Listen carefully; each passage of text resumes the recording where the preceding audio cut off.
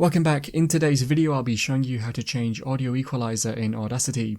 Remember to leave a like and feel free to subscribe if the video helps. Let's get into the method. To change the equalizer for your audio in Audacity, first make sure you have your audio in the timeline and that you have stopped recording. Now select the part of the audio you want to change the equalizer for. You can either use the mouse to click and highlight this area or use the Ctrl and A key to select all of it.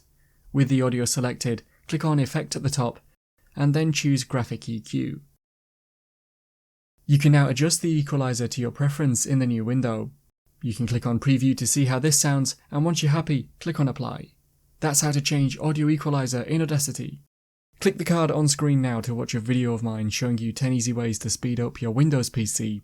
If you have any questions, then let me know in the comments below, and if you did find today's video helpful, remember to leave a like and feel free to subscribe for more tips in the future.